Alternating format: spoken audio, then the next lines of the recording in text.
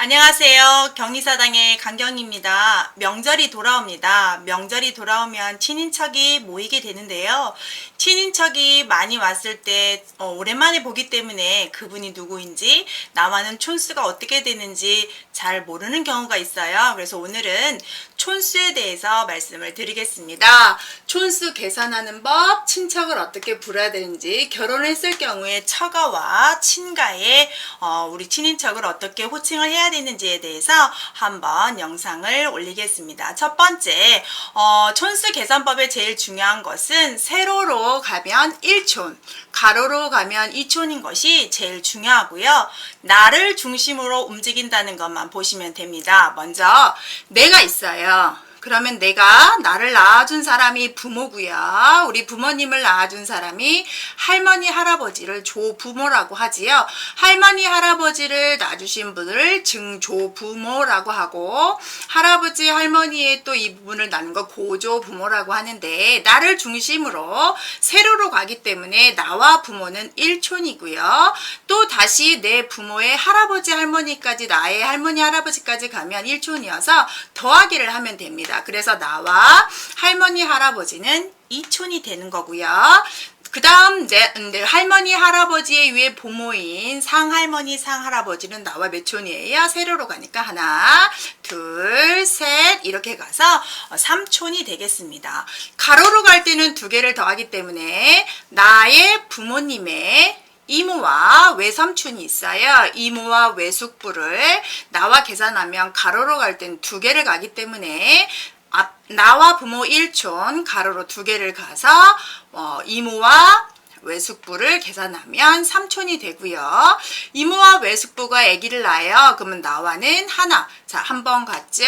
여기까지 3 됐어요. 다시 1 더하면 나와 4촌이에요. 그래서 이모의 애들은 이종이라고 하고 외삼촌의 애들들은 외종이라고 해서 외종사촌, 이종사촌이라고 부르게 되고요. 자, 이제 아빠 쪽으로 가겠습니다. 아빠의 작은아버지, 큰아버지가 있어요. 숙부들과 고모가 있는데 똑같아요. 가로로 가기 때문에 더하기 1을 하니까 3촌.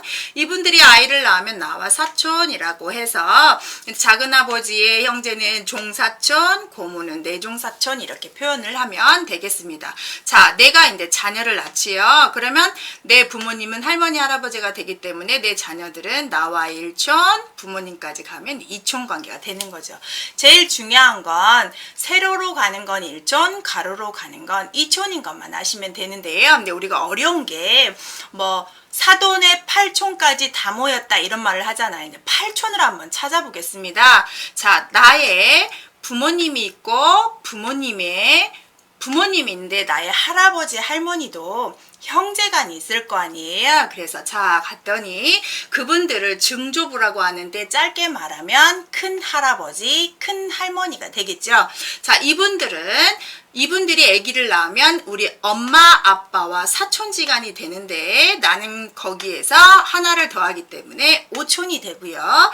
아빠와 사촌지간, 엄마와 사촌지간 분들이 아기를 낳게 되면 6촌이 되고 그분들의 자녀가 아기를 낳으면 7촌이 되고 손주를 낳으면 8촌이 돼서 할아버지 계열로 가서 사촌이 하고 있어요. 자, 할아버지, 할머니의 이제 형제가 아닌 큰 할아버지, 작은 할아버지가 아기를 낳으면 당숙인데 이 당숙은 우리 아버지, 어머니와 학렬이 같고요. 근데 이거 다 남자 기준으로 하고 있어요. 이 당숙이 아기를 낳으면 제종 형제, 그 아들들이 다시 아기를 낳으면 제당질, 삼종손인데 제가 초록색으로 한 거를 보시면 할아버지 조를 써서 조가 들어가면 조부모와 같은 학렬이라는 뜻이고요. 숙자가 들어가면 이렇게 숙자가 들어가기 때문에 우리 부모님과 같은 학렬이 되고 여기서 나와 학렬이 같은 것은 이렇게 형자가 들어가서 6촌이 되면 내 자녀와 학렬이 같으면 질자가 됩니다. 그래서 우리 질부라고 하죠. 이 대당질이 아이를 낳으면 내 자녀와 같은 학렬이 아닌 나의 기준, 내 자녀의 아들, 나의 손자 계열과 같이 됩니다. 그래서 우리가 이제 여기까지가 좀 어렵긴 한데 외우는 법은 자, 조자가 들어가면 할아버지 계열, 숙자가 들어가면 아버지 학렬, 형자가 들어가면 나와 같은 학렬, 질 들어가면 내 자녀와 같은 학렬, 손이 들어가면 손자와 같은 학렬을 구분합니다. 그래서 우리가 사돈의 팔촌이다 하면 일단 우리 나의 팔촌이에요. 이게 지금 나의 팔촌들인데 정리를 하면 자, 촌수에서는 세로로는 1촌, 가로로는 2촌이 됩니다. 나 기준으로 해서 우리 부모와 1촌, 할머니, 할아버지 올라가서 1촌 계속 하나씩 더하면 되고요. 가로로 가면 2를 더하게 되는데 우리 부모, 형제, 자매를 내가 2해서 다 3촌이 돼서 외갓집이어서 외삼촌 아니면 그냥 삼촌 또는 뭐 작은아버지 이렇게 부르게 되는 거죠.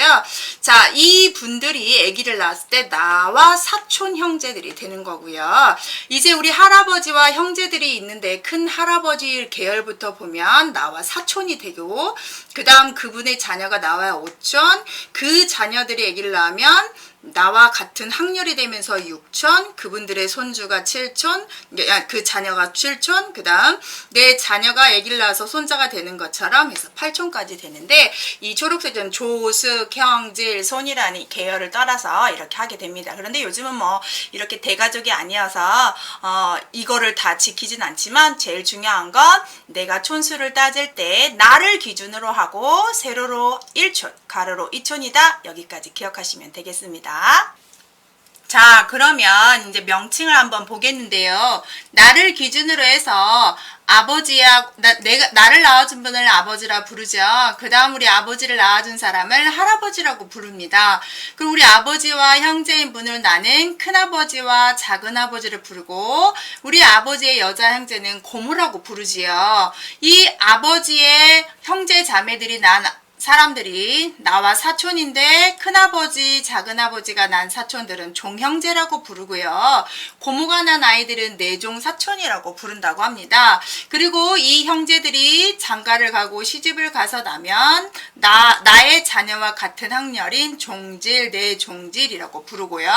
자, 우리 아버지, 할아버지의 형제는 큰 할아버지, 작은 할아버지가 있는데 그분들의 자녀는 우리 아버지, 큰아버지, 작은아버지, 고모와 사촌이며 나와 오촌인데 내가 뭐라고 불러요? 당숙이라고 부르게 됩니다. 그래서 나를 기준으로 해서 촌수를 보면 세로로 가면 1촌, 다시 올라가면 1촌, 가로로 가면 2촌이니까 하나 더하기 2개면 큰할아버지와 작은아버지는 나와 사촌이고 그 큰할아버지, 작은아버지 자녀들은 나와 오촌이 되겠죠.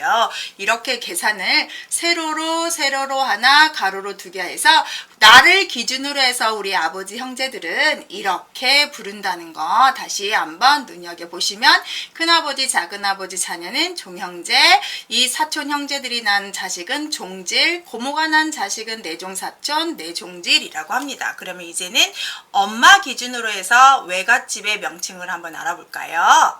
자, 그렇다면 우리 엄마 쪽 기준으로 해서 내가 어떻게 불러야 되는지를 보면 나와 나의 어머니가 있어요. 어머니의 아버지는 외할아버지지요. 어머니의 형제는 여자 형제는 내가 이모라고 부르고 남자 형제는 외숙이나 외삼촌이라고 불러요. 그럼 이분들도 아이를 낳으면 이종 사촌이죠, 나랑. 그리고 외숙의 자녀도 외종 사촌이어서 나와 사촌지간이 되는데 외갓집 식구기 때문에 외를 붙이고요. 외니까 외를 붙이고 이모니까 이를 붙이면 됩니다. 이모 이자를 붙이는 거예요. 그래서 촌수도 또 계산하면 나와 하나면 어머니 1촌. 내 어머니의 아버지는 나와 2촌. 가로로 가니까 2개에서 3촌. 여기 3촌이죠? 그래서 이 자녀들은 나와 1을 더해야 되니까 이종 사촌에서 사촌지간이 되는 거죠. 그래서 아버지 기준과 어머니 기준으로 내가 어떻게 불러야 되는지를 한번 보았고요. 자, 그러면 이제 내가 결혼을 하게 되면 어떻게 명칭을 해야 되는지를 보는데요. 우리가 명절 때 이게 제일 힘들지요. 자, 내가 결혼을 했어요. 근데 저 같은 경우는 여자죠. 자, 내 남편의 식구들을 불러야 되는데 내 남편의 형이 있을 수 있고 남동생이 있을 수 있어요. 내 남편의 누나가 있을 수 있고 여동생이 있을 수 있죠. 그럼 내가 우리 남편의 형님은 시숙 아주버님이라고 부르고 그 부인은 형님 손윗동서라고 부르게 됩니다. 그리고 남동생이 있어요. 그럼 내가 어떻게 불러요? 결혼을 안 하셨다면 도련님, 결혼을 하셨다면 서방님. 그러면 그 부인은 어떻게 불러요? 동서라고 부르게 된답니다. 자, 내 남편의 누나가 있어요. 누나는 내가 형님이라고 부르고요. 그 남편은 아주버님이라고 부른다고 합니다. 내 남편의 여동생이 있어요. 그러면 아가씨 또는 애기씨라고 부르고 그 남편은 서방님이라고 부른다고 합니다. 내가 결혼을 해서 우리 남편의 형, 남동생, 누나, 여동생을 시숙, 아주버님, 형님, 손윗동서, 남동생을 도련님, 서방님, 동서, 남편의 누나는 형님, 아주버님, 여동생은 아가씨, 서방님이라고 부른답니다. 자, 이제는 남자가 결혼을 했어요. 여자 쪽에 처갓집을 가는데 어떻게 호칭을 하냐면 내 아내의 오빠가 있을 수 있고 남동생이 있을 수 있고 내 아내의 언니와 여동생이 있을 수 있죠.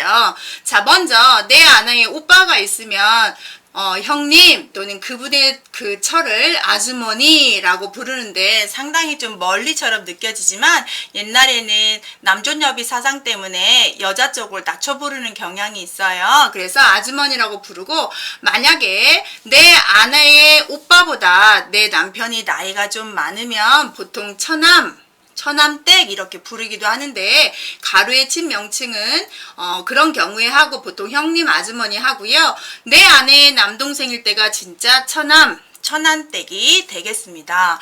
내 아내의 언니가 있어요. 그러면 나는 내 남편은 처형이라고 부르고 그분의 짝은 형님이라고 부르는데 이 내 아내의 언니, 이 남편이 내 남편보다 나이가 어리면 동서라고 부르는 경우도 있지요. 내 아내의 여동생은 당연히 처제라고 부르는데 이 처제의 남편은 동서라고 부르는데요. 똑같이 동서지요. 그런데 여동생의 남편이 나이가 어리게 되면 뭐뭐서방, 이서방, 권서방, 박서방 이렇게 부른다고 합니다. 그래서 아내의 처갓집을 가게 되면 아내의 오빠는 형님, 아주머니, 아내의 남동생은 처남댁이라고 부르고요. 아내의 언니는 처형, 형님이라고 부르며 여동생은 처제, 동서라고 부른다고 합니다. 자, 설날의 명절이 얼마 안 남았고요. 여러분이 친인척이 만나서 처음 결혼해서 오는 식구가 있다든지 새로운 식구를 맞이할 때 또는 호칭을 정리해야 했을 때 참고가 되는 영상이 되었으면 좋겠습니다. 오늘은 촌수를 계산하고 친척 호칭은 처가와 친가 호칭은 어떻게 되었는지를 알아보았고요.